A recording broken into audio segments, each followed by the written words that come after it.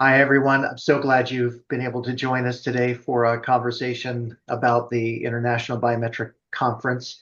My name is Peter Doherty. I'm the executive director for the society. Today, we're talking about something that means a lot to everyone in this meeting, the IBC. This biennial conference is held in geographically diverse locations all around the world. And we are particularly excited about our 2026 conference in Seoul, South Korea. As our panelists all know, we've been planning this conference for many years, frankly, more than we care to think about. And we thought that this discussion might be useful to our audience ahead of the conference, as well as during the week at the IBC in Seoul. So whether you're watching from home or at work, or even in between sessions in Seoul, we're glad you're with us. But we wanted to start with a few thought-provoking questions. What is the IBC really? If you had to describe the International Biometric Conference in one word, what would it be? And everyone has a different idea about that. Let me turn to our organizing president, Iris Pigeot. Iris, Am I what do you allowed to think about that? have four words instead of one? Then I I would say, suppose, sure, oh, sure. thank you. Then I would say it is scientific exchange and networking. Absolutely. Okay. Well, I think Mhm. that was one statement. I think that also qualifies. What about all of you? If you were to think about the IBC and encapsulate that into just one or two words, what would you think? Or even one Uh, statement? camaraderie. Absolutely. I would just use the word smiles. I see so many smiles in the audience, whether it's in a coffee or in a session or just meeting at a tour. During our off times, it's wonderful to see everyone getting together from all over the world. So that's great. Um, so on the IBC in general and what makes it special. So Iris, uh, you you mentioned several words. So why did you choose what you did? Was it related to your first experience at an IBC or just how many Actually, IBCs have you attended, by the way? oh, wow, I don't know exactly. I think about 10. And Yeah. for me, I think the most important aspect is that I'm able to meet scientific friends and make new ones. That is just a very great experience. I love the breaks. I even love the breaks more than the meetings because than the sessions because I then can talk to people and that's really, really great. Mhm. Mhm. Absolutely.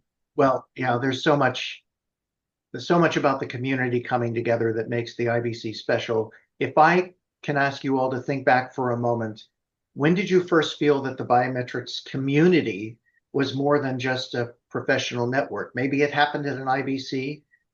Gabriela, our current president of the IBS, any thoughts on that?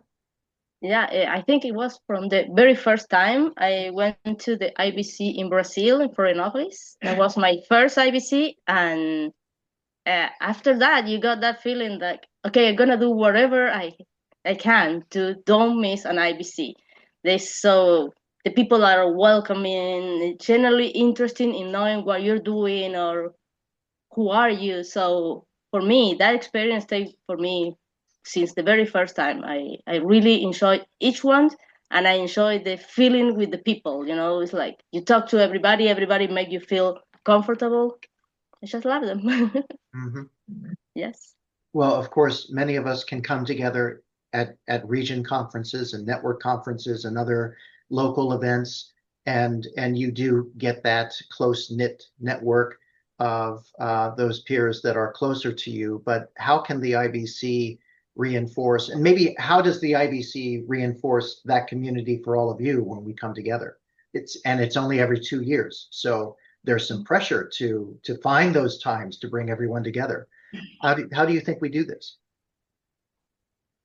Eh, well, every time you go back to the IBC, it's like somebody recognize you and remember you, and they know what you were doing before, and they ask you about how you're doing, and that's truly interested that people show when you met them after 2 years. You haven't seen them, or maybe more, because you don't see every IBC. So after 4 years, they come back and they keep asking you, how are you doing? How is your work? I don't know. That keeps the sense of community that I love about IBC. Yeah. Mm-hmm. Absolutely. I think Tarylee, you mentioned something about this. Tarylee Reddy, our secretary, about not waiting till just the perfect moment to jump into a conversation. You should feel that impulse to engage early on. Is that right? Yeah, I fully agree with that. I mean, I don't think that there's, a perfect time. I think actually the perfect time is now. So I think it's such a welcoming community where every voice matters, and there's also comfort. When I look at the sizes of different conferences and things, and sessions and the key sessions, I feel it's this a comfortable space for sharing views and perspectives. So there's voices are always welcome at any time, and there's no perfect time other than now. Absolutely. Well, that's how the community is reinforced, in my view. Everyone is welcoming another perspective. They want to hear the other perspectives and get a better sense of whether their information is everything that there is to know, or whether there's more. So let's talk about why being there matters. We can have a conversation like this, and things are going well. The internet is cooperating, but we're all busy, and so in this space, we can very easily be distracted. But how does being physically together at the IBC change the way we learn or collaborate? Sarah Ratcliffe, our treasurer, would you like to share your thoughts? Sure. I think one of the biggest things is that opportunity to interact with each other.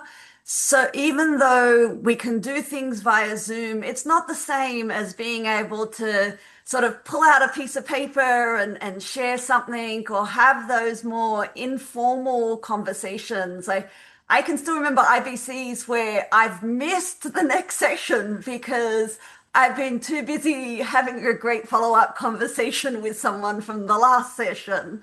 And you just don't have those inscripted Zoom times like you would in person. Agree completely. Tarylee, any thoughts about that? Just to add, I fully agree that there's this energy in the room also that you can't replicate. The ideas just move faster, the conversations go deeper, and the collaborations also start far more naturally.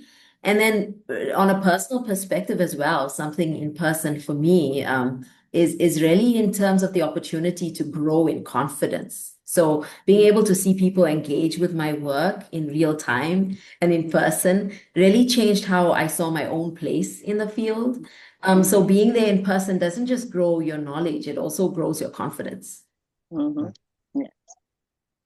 Yeah, I would add that being in a session at the IBC, you can see the questions that are coming up from the audience, even if they're unspoken. You can see all the body language, and so that actually, I think, fuels a lot of our speakers trying to speak to those questions, spoken and unspoken, and it's also a good muscle for us to exercise, right? Being on Zoom meetings such as this one, it's easy to perhaps skip a question that might bring some value to everyone else in the room. So well, that's great. Let's see. So what about, well, speaking of the IBC and what makes it different, not only to be in the room, but to just be at an IBC, an International Biometric Conference. It is unique in a few ways. And this is the first time that we've been back to Asia in at least 15 years, I believe. And we tried to come in 2020, and then things didn't work out, and we were so upset about that. But the Korean region has stood with us this entire time through this extended planning period. And Sohee Park, co-chair of the local organizing committee, I'm sure you have a few ideas about what makes the IBC different and why people should join us in Seoul. Yeah, actually, many conferences, they're called international, but that's like in name. But our IBC is, I think, truly international in the room, actually. So it is really rare to gather all the participants from around 60 different countries, from 5 different continents in one place. And that's really amazing. And with such diverse perspectives together, we don't just share PowerPoint slides, but we build long-lasting friendships across the globe. And I think that's the very proud part of our IBC. Absolutely. And I'm proud of all the work we've done together, even up to this point. We're 3 months from the conference and things are really coming together well. Is there something in particular that if someone could attend only one activity at the IBC, and I truly hope that's not the case, what would you tell them not to miss, Sohee? What's at the top of your list? Well, this is one of a very difficult question to answer because there are like so many important, nice sessions with a unique value. But if I had to pick one, I would say the plenary session because it's a rare chance to hear real-time talks from world-renowned speakers you don't usually get to meet very often.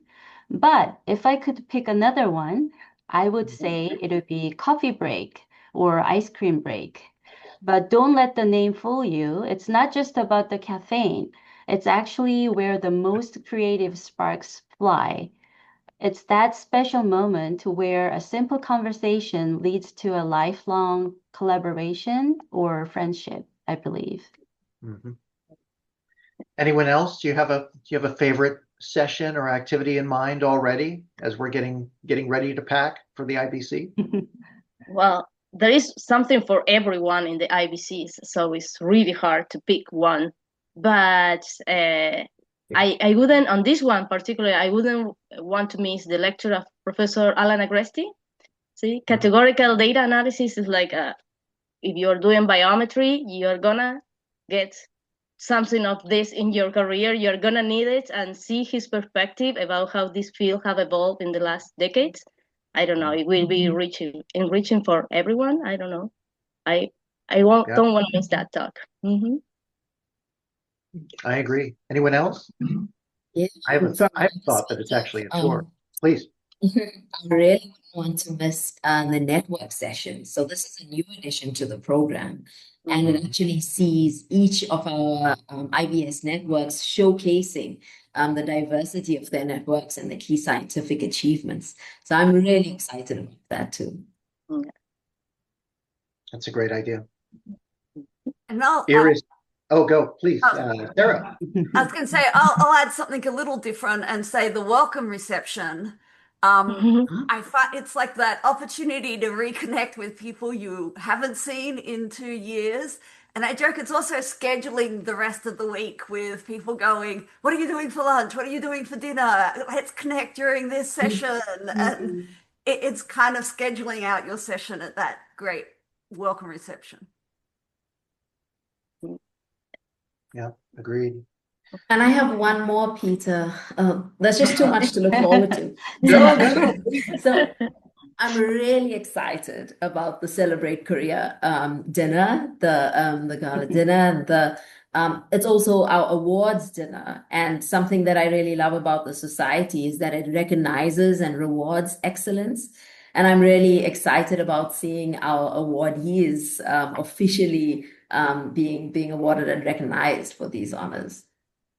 Absolutely. And the setting for that dinner, and it was formerly the gala dinner. We're trying to make it a little more, a little bit more casual, but also memorable. And we're going to try to take advantage of our surroundings. And speaking of that, Iris, you're standing in front of the palace. I'm trying to remember the emperor's name. I've actually been there on a site visit. That is a tour not to be missed. Also, another tour to consider, the Wednesday evening dinner cruise on the Han River. That will be another highlight. So if you haven't signed up, you should sign up. So there's all of that and much more, a lot of innovative programming. Let's talk again about the community for a moment. So how has this community of biometricians and others helped you to grow as either as a person or as a professional? I mean, both can happen at an IBC. Perhaps I start. When Sure. I started my career, it was in the German region because, I mean, we all know that the IBC or the IBS consists of different national regions, and I started in the German region. And what I was really convinced of that all these famous people there were so open-minded and so friendly and were interested in what I was doing. And that was extremely encouraging. And then I engaged in the German region by becoming a member of the council. And then I was a president of the German region. And when I was the president of the German region, I had a dream. And that was a dream to become the president of the International Society. And my dream came true. One day it happened, and I was president of the society. And I really enjoyed this time. I mean, I was then fully engaged in the International Society, and I think it was a wonderful moment. I really enjoyed also all the time there. And that is what I saw, that the Biometric Society was really influential for my personal development, but in any case for my professional career. That's excellent. Tarylee, you had a thought on this one, didn't you? I do. I mean, I think the community helped me grow in so many ways. The first was actually to help me see that my perspective as an African statistician is not just valid, but it's actually needed and very welcome. And from the very beginning, there were senior statisticians as well as other IBS officers and as well as former presidents who actually made space and made me feel like there was space at the table. And as well as early career peers who actually reminded me that I belonged there. So very early on, it was actually, I vividly remember it was the day of my PhD defense when I was saying to Professor Geert Molenbergs that, who was my promoter, that, I'm all done now and I'm not sure what I'm going to do after this, and then he said, actually, this is just the very beginning. There's so much that you can do based on your core values and the impact that you want to have. And it actually led to me getting more involved in the IBS and this community. That's excellent. So does anyone else Yeah. have a memory of someone? Perhaps I can share a You're story, welcome. Peter. Yeah, please. Yeah, so this was my very first IBC in Florence, 2014. And one thing that really helped me to grow as a professional and as a person there was that I was a very young career there. I was doing my master's at the time, and I remember meeting Professor David Cox there, who had been invited as a discussant for a panel. And I remember talking to him, and I was very shy at the time, and I said, Professor Cox, just wanted to say it's a pleasure to meet you, and I use your methods all the time, and I think they're great. And his genuine reaction when I said it to him, it seemed like it was the first time he had ever heard that, which obviously was not. But he said, "Oh, wow, that makes me very happy. Thanks very much." And so having a senior researcher treating you like a peer helps show the humanity and the humility of those big names. So I'd say the IBC is a place where meeting your heroes is actually a good thing. So that's one story that I like. I always think of the IBC and the Biometric Society as similar in some ways to my university. It's large enough where you can meet and see and do anything that you're interested in doing, but at the same time, it's small enough where you can bump into anyone by accident and have a meaningful conversation. And again, like I said earlier, smiles all around. So it's a very welcoming community. Let's see. So how about why does the work we do in biometrics matter now more than ever? We're getting a little more serious now, but this is a serious conference that can also be very memorable and very enriching for you professionally and personally. But why does what we do now matter? Iris? organizing president. Yeah, I think there are so many global challenges currently that we need to tackle by joining forces from various scientific disciplines, politics, and also the society as a whole. And biometricians play a crucial role, as we will discuss, that has already been mentioned in our lunch panel session at the IBC in Seoul. And we also need to demonstrate that science can overcome political borders, national borders, which makes an international conference like IBC so valuable and important because we share our information across borders. And I mean, as scientists, we are a big group, and I hope at the end of the day, we can also change politics. Mm-hmm. Yep. No, it's great to get the other perspectives. Rafael, any thoughts? Yeah, no, I completely agree with Iris. And I think now more than ever, we need to learn how to think statistically rather than just memorizing tools, memorizing theorems, because in the end of the day, methods, they don't draw any conclusions. People draw conclusions. And I think in the IBC, we can connect the right people to the right problems, for instance. So that's what I think, yeah. And I think that is something that's addressed in some of our programming, not only how to draw conclusions, but how to communicate those conclusions to a broader community, which is necessary if we are to affect change. So anyone else? No? Okay, that's fine. Let's see. So we've learned a few things at the IBC. Let's pretend it's Thursday and we're finishing up. How do we carry that responsibility forward? What can we take from an IBC back to our larger communities, people who weren't able to experience this event in Seoul, but can still benefit from it? Maybe not to put you on the spot, Rafael, any thought? Sorry, Peter, you broke up a little bit. What's the question? Oh, I apologize. So how does the IBC help us to carry that responsibility forward of sharing what we've learned? Oh, right. Yes, sorry. Well, yeah, I think the IBC is the place where you can get connected to people from many different areas because it's a truly interdisciplinary conference. It's not only international, as Sohee well explained, but it's also genuinely interdisciplinary. And as others have commented before, in those coffee breaks, in those early morning conversations, in those late night conversations at the bar, for instance, that's when you meet people outside your field. And I think that's crucial to actually be able to carry this responsibility forward of tackling global problems, to meet people outside your field, to meet people who will become collaborators and further down the line will become friends as well.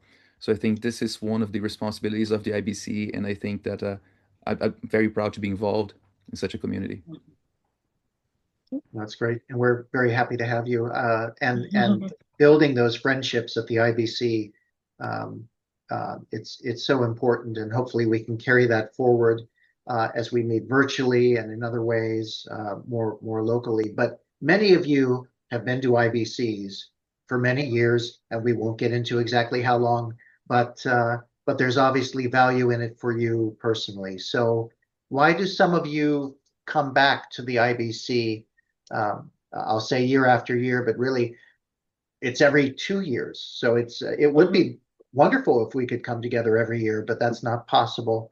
But Iris, Gabriela, what makes you a returning IBC delegate? For me, it is a great moment to meet all these friends and wonderful people, at least biannually, and all these scientists that I would like to exchange with. And I always feel being coming home, and that's a wonderful feeling. And I also get my professional batteries refilled, and I need this to just stay another 2 years without IBCs. Yes, exactly. After 2 years of working, it's like, there's so many things going on in your life. Like some projects don't go the way you want to, and there's all this challenge that slow you down, and you get a little bit frustrated. And then going back to the IBC is that it's like you come back refill. Your batteries are full. You really want to go back to those projects that you left or start new ones, and it's like that. It's like high dose of vitamin in your profession. You come back and oh, I'm ready. It's like, I love that. Yeah. IBC. Yes. Absolutely. Anyone else? Any other thoughts about that? Although I love that answer, Gabriela. The fact that you're re-energizing, you're refilling your batteries, kind of gets us from this question to the next. So, what's something fresh or new this year that will help you to refresh your batteries? Something that you're particularly excited about? We talked about this a little bit already, but is there one particular session that you feel is fresh and new? Something a different experience at this IBC? We're gonna be repeated now because, like Tarylee says, we have these new network sessions that to me they're really important. We're gonna see each network how it's working, what they're doing, and it's an opportunity for them and for us to learn from all these different cultures. So it's a very important point. I really like to see the panel on climate change. That is very, very important. I mean, we need to learn with real data what is going on, and not all this idea that you hear on internet about how people feels about climate and not how science explain what is going on with climate. So that's another one that is really important for me. Yeah. May I add? What I also love is that this year we have, or this time we've, for the first time, we'll have a women's session. And I think if you look here at the screen, Rafael, I'm so sorry, but it's 5 women are sitting here, and then we have Peter and you. That means perhaps the world understands that IBC is also very female. And we thought that we should increase even the visibility of our successful women and in research, and therefore we added a women's session, and that is just a logical consequence of our last IBC's decision to have in our bulletin a women's corner. That means we are really trying to increase the visibility of our female researchers, and I think that it is very important. Also, this might be partly still under discussion in some parts of the world, but at IBC it isn't. You can also see that influence in the Distinguished Lecture Series. We've had several excellent women speakers, the last few distinguished lectures online, and there's another one coming up even as we speak. So that's exciting. I was also going to mention the women's session. Go ahead, Rafael. The next 2 distinguished lectures this year are female speakers. Yeah. No, that's excellent. So there's the women's session. There are also not only sessions for young statisticians, but now there's a whole young statisticians program that we've put together. So social events, coffees, several sessions that are devoted primarily toward our young statisticians, although everyone is welcome to join. We hope the audience will be an ample group for those sessions. I would also mention the bioethics roundtable panel, and we're going to offer lunch to everyone as a thank you, and quite a few other moments. Anything else that you're looking forward to that you feel is fresh and a little bit different from previous IBCs? Just to mention, Peter, something I'm excited about, not entirely not new, but so this is our mentoring lounge. We've had it for the previous IBC as well, but I just love the opportunity to sit down with mentor or mentee in person in a comfortable space after a year of interacting virtually or even 2 years. So I really love that there's this space for connection. I have one more, but Sarah, did you have something? So I was going to say same thing, similar thing, not fresh per se or new, but we do the short courses that we offer on the Sunday before the conference starts. The topics are new every year. And there's always some really great people who are leading those short courses. And so I would encourage people to look at what they are and sign up for one of those before the start of the official IBC. And even if you're already registered as an attendee, you can go back in and you can choose a short course if you haven't already. And there are spaces still available. So that's great. And thanks to the Education Committee and Rafael for all the work you've done putting together that group.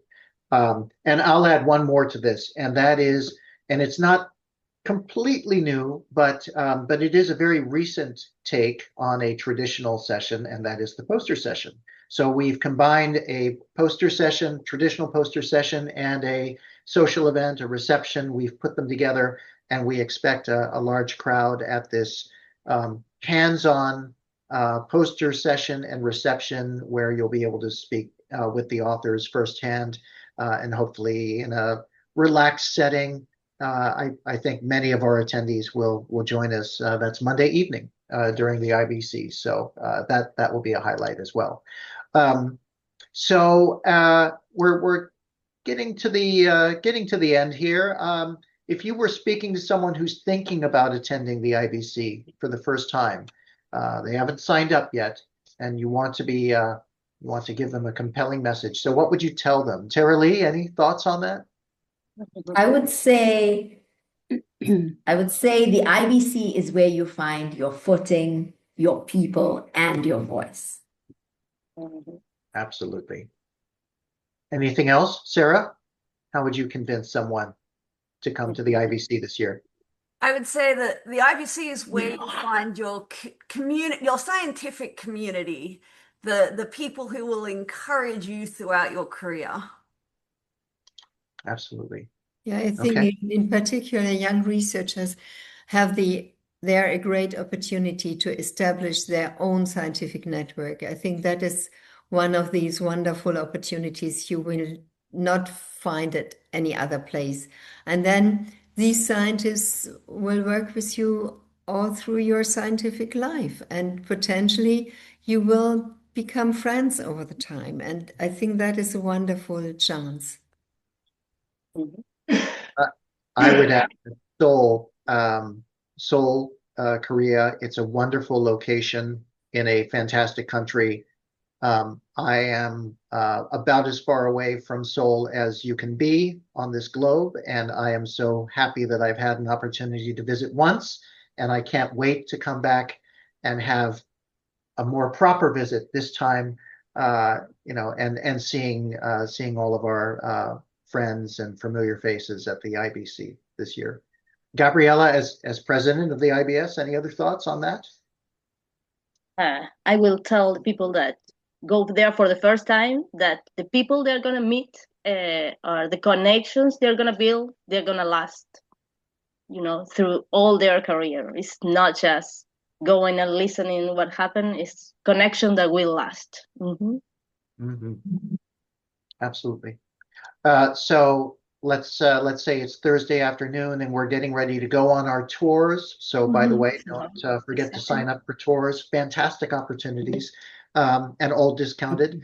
When people leave the conference at the end of the week, what do you hope they will feel? Sohee, I'll start with you.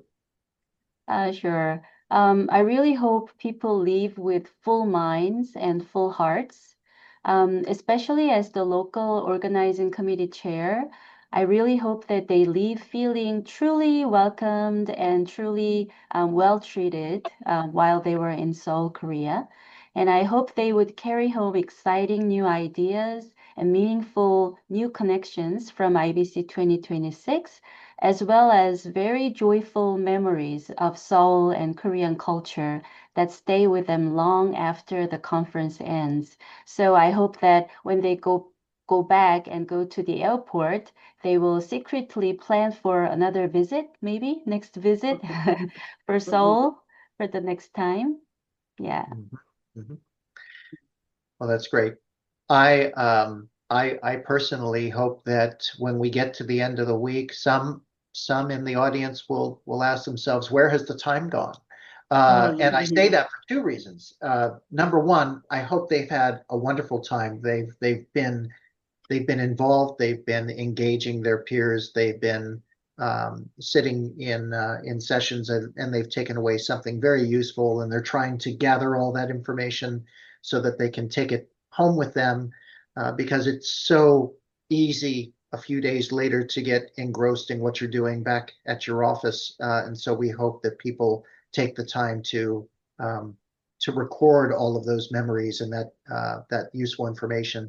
But the other thing is, we have tried to shorten the IBC this year. We did that intentionally in order to try to minimize the cost of travel, because we know travel is expensive, certainly this year.